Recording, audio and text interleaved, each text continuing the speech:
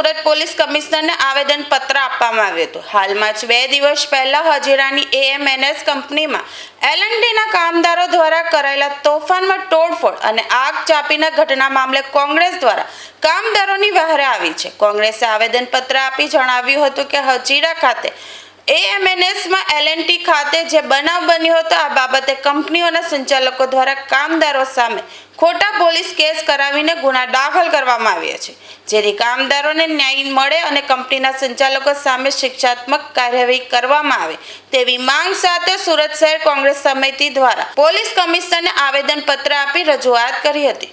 આજે અમે સુરતની અંદર હજીરા ખાતે એમએનએસ કંપની અને એલએનટી કંપનીની અંદર કામ કરતા કામદારોની બાબત લઈને અહીંયા પોલીસ કમિશનર પાસે આવ્યા છે, કારણ કે આ કામદારો પોતાના હક અને અધિકાર માટેની માંગણી કરી રહ્યા હતા।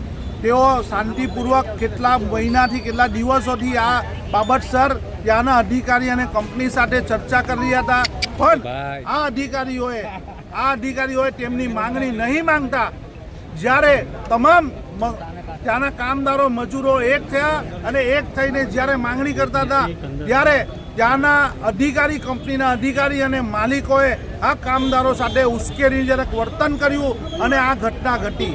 આ ઘટના ઘટ્યા પછી તેઓએ પોલીસ સરકારને દબાણ કરી અને આ કામદારો વિરુદ્ધ ગુનો દાખલ કરાવ્યો છે અને એક ગંભીર ગુના દાખલ કરાવ્યા છે।